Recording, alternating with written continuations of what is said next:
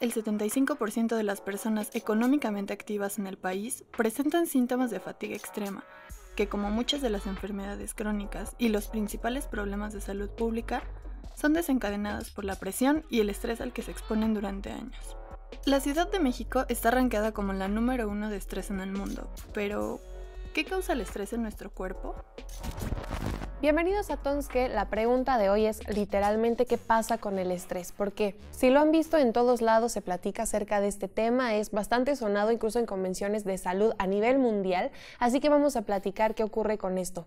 Iniciando con que si es una emoción, es una reacción, ¿qué será esta cosa tan extraña que todos conocemos? Y para esto me acompaña Axel Andreas, bienvenido Axel. Hola, mucho gusto, muchas gracias por la invitación y por estar aquí y dejarme dar de mis conocimientos y mucho que me gusta, ¿no? Ese tema también. Sobre todo como dices, porque tú eres el que está metido en estos temas, entonces a ver qué nos puedes platicar. Sí, perfecto. Y bueno, la pregunta que había hecho Axel, cuéntanos, ¿qué es el estrés? Claro, bueno, científicamente se ha estudiado el estrés desde hace 1926 más o menos. Es un médico que se interesó en ver por qué los pacientes tenían muchas molestias físicas y mentales, ¿no? Digamos, que no se veían desarrolladas en ese momento, ¿no? Que no había una teoría del estrés, un constructo que hablara sobre el fenómeno del estrés, ¿no? Y posteriormente él se dio cuenta que habían unos pasos que para identificar el estrés, ¿no? Y qué es lo que pasaba, ¿no? Y en ese momento, al estar viendo a todos sus pacientes, pudo dar la teoría, ¿no? Se llama Seeley, es un médico que, bueno, él se dio cuenta a partir de sus pacientes, ¿no? Y posteriormente, estamos hablando ya más del constructo psicológicamente hablando, y es porque las demandas y los recursos de la persona no están equilibrados, ¿no? Digamos, entonces, cuando hay más demandas que habilidades que nosotros tengamos, va a haber ese estrés, se va a presentar. Ok, pero entonces lo podremos entender como una reacción que hace nuestro cuerpo. Claro, sí, es una reacción fisiológica que genera nuestro cerebro a la hora de interpretar las situaciones, ¿no? Digamos, del entorno. Y en sí ahí es el entorno con la persona. Entonces, para que se dé el estrés, tiene que haber un proceso, ¿no? Primero es detectar la situación, que es la estresante. De ahí se va a pasar al cerebro y va a tomar la decisión, ¿no? O sea, de si yo tengo esos recursos para enfrentar esa situación estresante o no los tengo, y de ahí se va a derivar a si ese estrés me está causando problemas para continuar como estoy haciendo con las actividades diarias, o me está sirviendo como digamos, en este momento para acordarme, digamos, para tener atención, para estar atento a lo que me preguntas, o simplemente para estar preparado para un ejercicio, ¿no? Para una actividad física que nos va a servir en ese momento, ¿no? Entonces entiendo que cierto nivel de estrés es necesario. Sí, es necesario simplemente porque, digamos, no sé si te ha pasado que, o sea, estás así acostado y sabes que tienes algo que hacer, o entonces vas Siempre, sintiendo... todo el tiempo. Ajá, vas sintiendo esa sensación de como que tengo que hacer algo, entonces eso es lo que estás sintiendo estrés, ¿no? Es un estrés positivo porque te ayuda a cumplir metas, te ayuda a llegar a objetivos, o sea, te permite estar presente, ¿no? O te permite tener conciencia o atención a lo que estás haciendo, ¿no? Y el estrés en sí, obvio que si se pasa, ¿no? Si llega niveles altos o crónicos, sí genera muchas repercusiones a la salud, ¿no? Que eso es lo que estamos viendo justo con esa primera cápsula que presentamos, el estrés laboral, que México número 1, ¿no? Ciudad de México específicamente, número 1.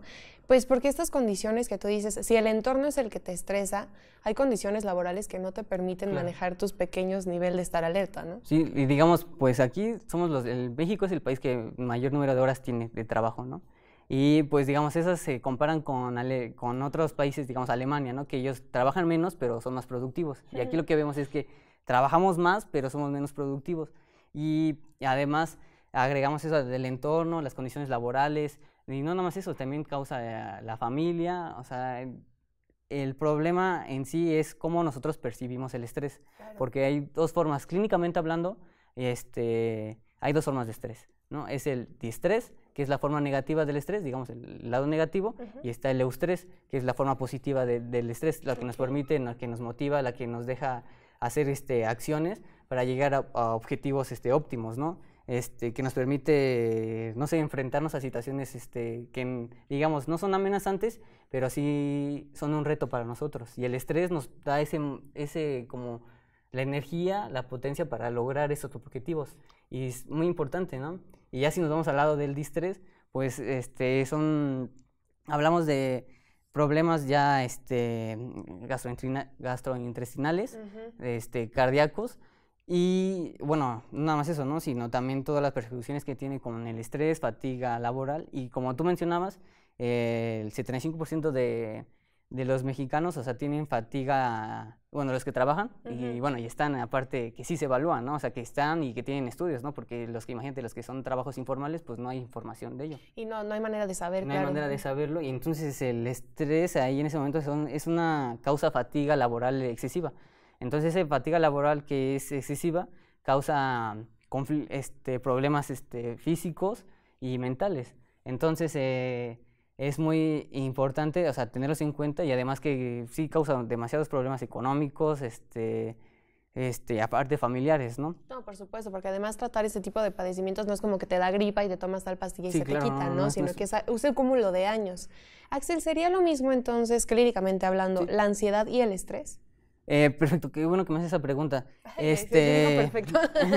Es que sí, porque haz de cuenta que es como un rango, ¿no? Digamos, la ansiedad es como mucho pensamiento hacia el futuro, y ya es como ya más a continuación del estrés, ¿no? Digamos, es como que ya se prolongó. Y la ansiedad, digamos que es como la depresión, que es como el lado contrario de la ansiedad, que es okay. Igual lo vemos en las estadísticas, que la ansiedad, la depresión y el estrés pues son las mayores causas de muerte, y la fatiga laboral son las mayores causas que causan pérdidas económicas a las empresas, ¿no? Sí, por supuesto, porque todo el tiempo están mal las personas. Claro, y entonces el estrés es como el parteaguas, ¿no? Digamos, es una emoción fisiológica. Claro que hay sus derivantes del estrés, que es el estrés postraumático, el estrés agudo, que se derivan a partir de situaciones amenazantes, ¿no? Que ocurrieron en situaciones. Pero ya hablamos de pensamientos, porque pues la ansiedad y el estrés no se ven, ¿no? O sea, son perceptibles si tomas muestras de sangre, si ves a la persona, ¿no? Cómo se comporta y cómo está, pero en sí nosotros es muy difícil, ¿no? Porque está en la mente, ¿no? Digamos, ¿y dónde ves eso, no? Exacto. Y ahí es donde entramos nosotros, los psicólogos, para analizar eso. Y tenemos pruebas específicas para analizar la ansiedad, el estrés y la depresión. Y entonces, haz de cuenta que el estrés y la ansiedad, o sea, son complementos, ¿no? Un profesor me decía mucho que la ansiedad es una emoción básica, igual, ¿no? Pero igual como el estrés, que ellos nos permiten estar activos.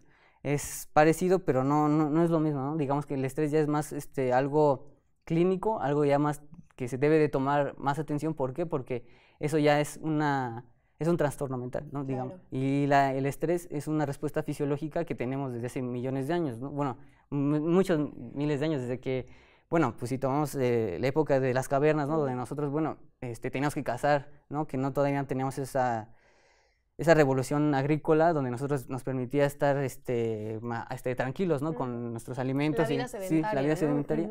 Entonces, se hace cuenta que es lo que pasa en ese momento, ¿no? Cuando teníamos que escapar de las amenazantes o de correr porque ahí viene un león, ¿no? Digamos, o en la selva, o una serpiente o algo así que veríamos donde antes estábamos, pues digamos, ese mismo sistema que teníamos en ese momento lo tenemos en este momento, ¿no? Pero ahora ya no nada más son animales, ya no son situaciones amenazantes, ¿no? En ese momento, sino ahora ya son el trabajo, ahora ya es el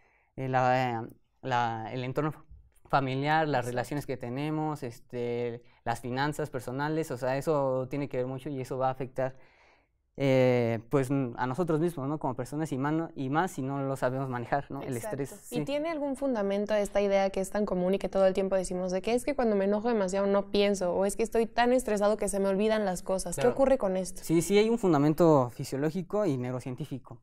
La profesora se llama Sonia, es una de Europa, es neurocientífica, y ella habla de eso, ¿no? Que como nosotros a la hora de estar muy emocionados o al estar muy estresados, lo que pasa es que se inhibe el lóbulo prefrontal. El lóbulo prefrontal está aquí, que es lo que nos permite, que están las funciones ejecutivas, están la atención, la concentración, o sea, lo que nos permite tomar decisiones.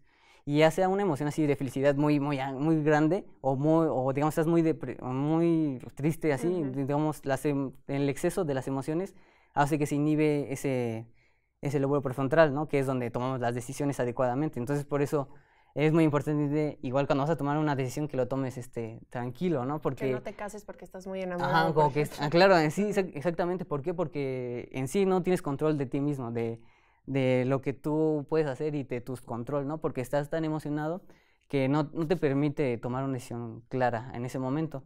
¿Y por qué? Porque, bueno, nada más nos inhibe el lóbulo prefrontal, ¿no? Si ya se llega a un estrés crónico, digamos que ya pasó de mucho tiempo, también hay estudios donde se ha comprobado que se reduce el cerebro y las neuronas se inhiben las conexiones. Entonces, ya estamos hablando de años, ¿no? Porque ya para detectar un trastorno mental tiene que pasar mínimo más de 6 meses con ese padecimiento o síntoma, ¿no? De los que tiene. Entonces, para identificar bien que ya es un estrés agudo o crónico, tiene que pasar a más de 6 meses y además, pues debe de presentar ciertas características, ¿no? Que, bueno, primero es que para identificar que sí tenemos o sabemos que tenemos estrés, primero es identificar si es novedoso la situación, ¿no? Porque eso nos causa estrés. También si es algo novedoso, bueno, que es algo improbable, que no sabemos si va a suceder o no, eso también causa estrés. La falta de control, o sea, que no tengas falta de control a lo que estamos haciendo o lo que haces, eso también aumenta el nivel de identificar el estrés. Y la última es que si vemos esa situación como amenazante, si es amenazante para mí o si no es amenazante, y eso va a decirnos si tenemos estrés o no. Pero claro, o sea, puede ser una o las 3, y si tienes más de 3, pues ya estás diciendo que es más grave el asunto del estrés que presenta el paciente, ¿no? Entonces me imagino que pasa como en estas pruebas que te hacen, ¿no? Marque sí, si siempre ha tenido este maldito genio, ¿no? Y marque no, si se siente estresado todo el tiempo, claro, etcétera. Eso es algo muy importante, ¿no? Porque nosotros manejamos la ciencia, la estadística para analizar ese constructo, ¿no? ¿Qué te parece si más adelante me hablas acerca de esto, sí, Axel? Vamos a hablar sobre la manera de medir todo este tema y sobre todo, pues, cómo se produce, ¿no? Y la situación en México que es tan abrumante con tantas horas, como ya lo decía Axel, de trabajo y etcétera. Sigan con nosotros entonces, que seguimos platicando acerca del estrés.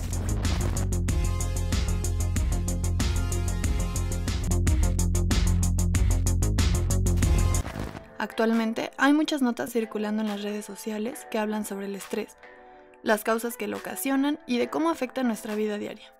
A nivel mundial, son alarmantes los casos de depresión y ansiedad, ya que además de ser un problema de salud, estos padecimientos repercuten directamente en la economía. Y aunque el estrés tiene diversos detonantes, ¿cómo impacta en las sociedades de hoy en día? Gracias por seguir con nosotros en Tons ¿Qué? Porque si se hubieran ido nos hubiéramos estresado de manera.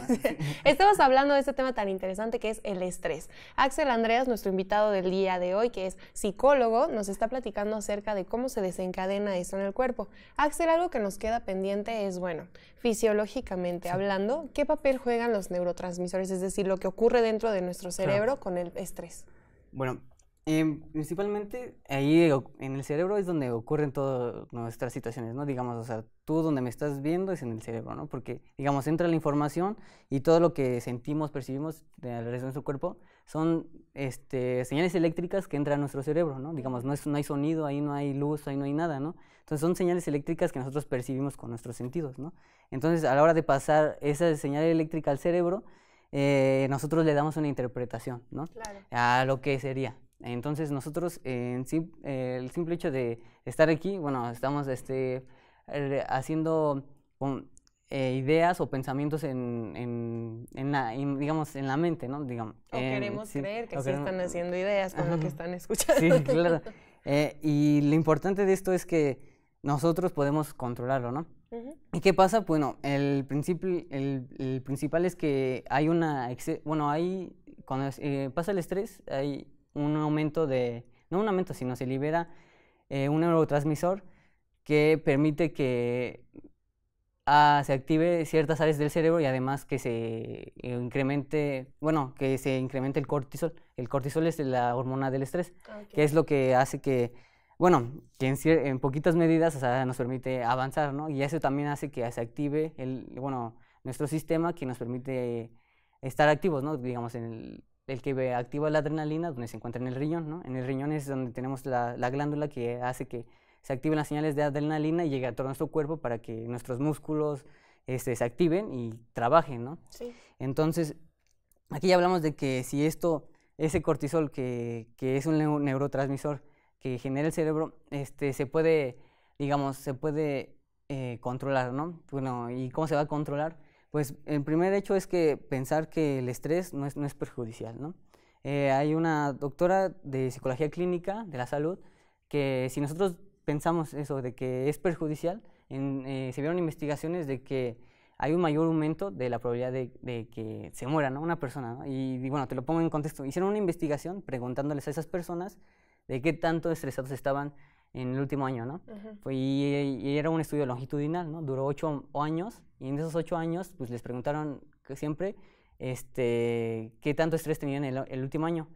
Más otra pregunta que es muy importante, ¿qué tan perjudicial creían que era el estrés para ellos?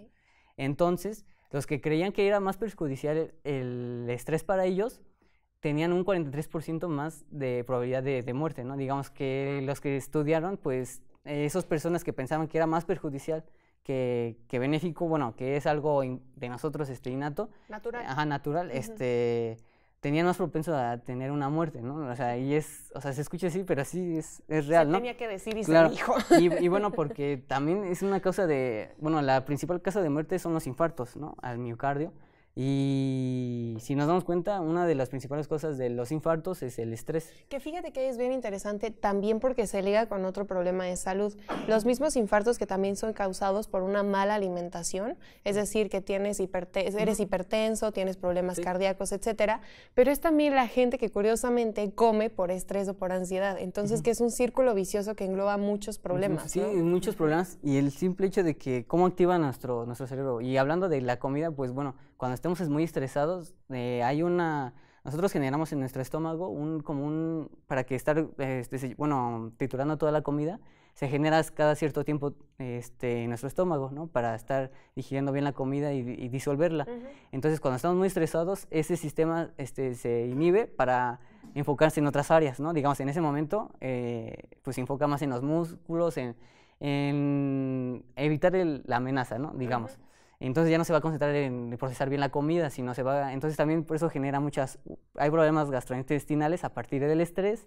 Y por eso salen estas notas en redes de que estar muy estresado engorda, ¿no? Por ejemplo, o sea, que sí son reales, pero a veces no tienen bases científicas, ese es el problema. Es el problema, bueno, y aparte que ¿dónde lo sacan, no? O sea, ¿en qué artículos, no? Porque ahorita con la información o sea, podemos sacarla de cualquier lado, ¿no? Y entonces,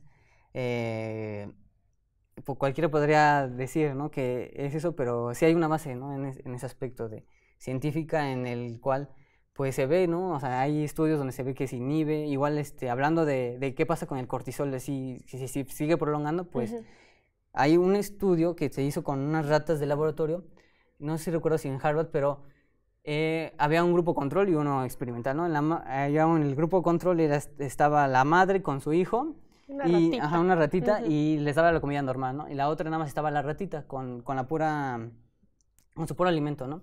Entonces lo que se vio es que los animales que tenían más contacto o más afecto con las personas, o bueno, digamos que con su madre, que es el núcleo principal, tenían en su cerebro mayores receptores de cortisol. Entonces, si estamos hablando de eso, y en el caso del experimental donde se quitó a la madre, de la madre del ratón, ahí tenía menores neurotransmisores, que recibían el cortisol.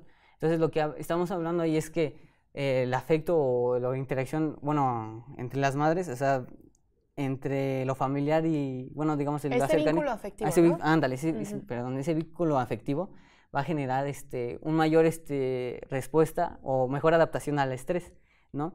¿Y por qué? Porque se vio que en las ratas que no estaban con las madres, o sea, en su cerebro, hubieron cambios genéticos, hubieron cambios que no tiene que ver con los étnicos, ya es más epigenética, ya tiene que ver con el ambiente que hizo el cambio en los genes del cerebro. O sea, ¿se modificó? Se modificó, Okay. se modifica y prolongando el cortisol prolongado y el estrés crónico modifica también nuestro cerebro, modifica cómo se comunica, modifica el tamaño y como te digo también en el hipotálamo, que es donde se guardan los recuerdos, la memoria, también se disminuye, hay una disminución en esas áreas y digamos, y en la amígdala, que la amígdala es la que digamos, la que nos dice, no, te tienes que poner alerta porque ya te van a saltar, ¿no? Entonces es la que no pasa por raciocinio, ¿no? O sea, no pasa por, sí lo voy a razonar así de me van a traer un cuchillo, no me va a saltar o sí me va a saltar, ¿no? ¿Quieres ser mi amigo? Ajá, claro, sí, o sea, ya en esa pasa directo a reaccionar, ¿no? A huir de la situación Okay. y que se ve que también aumenta, ¿no? La amígdala es,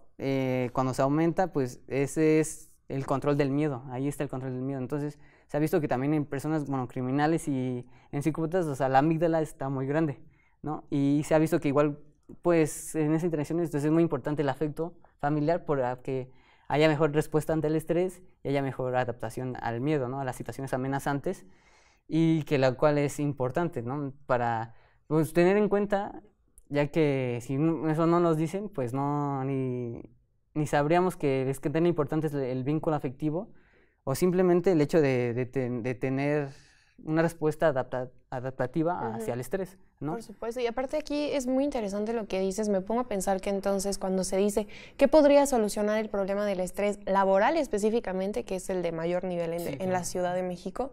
Pues y luego se intentan implementar políticas públicas a lo loco diciendo, pues vamos a reducir la jornada, porque como decías, en otros países es eso, pero ahí entonces te reducen el sueldo. Y entonces, qué padre, no vas a salir antes, pero no tienes el mismo dinero, más estrés.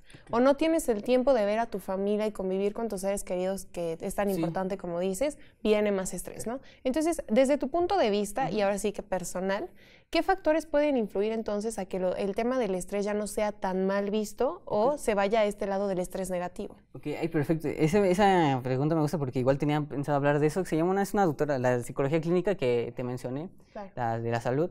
Ella se llama Kelly es, y se lo recomiendo igual si lo quieren buscar, es de una charla, en charla de TED, se llama ¿Cómo hacerte amigo del estrés?, ¿no? Y es lo que habla, sino de que el estrés, o sea, si nosotros, como comentaba en el estudio de si era perjudicial o no, si nosotros sabemos que el estrés nos va a ayudar, digamos, en este momento que estoy yo, ¿no? Para tener atención a lo que tú me dices, ¿no? Para estar activo, ¿no? O sea, está acelerado mi corazón, pero porque se me está preparando para esta situación, ¿no? Porque estoy teniendo mucha respiración para que se oxigene mejor mi cerebro y pueda tener las ideas más claras, ¿no? Entonces, si lo pensamos en ese momento y si lo llevamos a otros ámbitos, si nosotros pensamos que el estrés nos prepara para una situación que nosotros es para llegar a una meta, un objetivo, para alcanzar algo que nosotros queremos, nos va a ayudar de gran medida, ¿no? Nos va a ayudar a superar no el estrés, pero sí nos va a ayudar a superar esa meta y no tener en cuenta como el estrés que sea perjudicial, ¿no? ¿Por qué? Porque, bueno, se ha visto que también genera muchos problemas el estrés, o sea, bueno, las estadísticas que más me llamaron la atención es que el 4% del PBI global del mundo es causado por la ansiedad, el estrés y la depresión y la fatiga laboral, ¿no? Entonces, pues se genera mucho problema y además que aquí en México el 16 mil millones de pesos en empresas al año, anuales, se pierde por el estrés, ¿no? Y si nos damos cuenta, mi percepción a esto es que se puede, ¿no? O sea, se puede tomar un lado objetivo y tener en cuenta que el estrés que no es algo que nos perjudique, ¿no? Que es algo que te puedes tú usarlo para tu desarrollo personal, ¿no? O sea, como cambiarle nada más la cara para que entonces tú también no todo el tiempo estés pensando que es malo, claro, ¿no? que es malo. Evidentemente ya también si tu jefe está todo el día atrás de ti o tu maestro está fregando todo el tiempo, pues ahí sí dices, ¿qué onda, no? Y hay maneras también de disminuir eso, ¿no? Haciendo ejercicio es una de las principales, ¿no? Súper.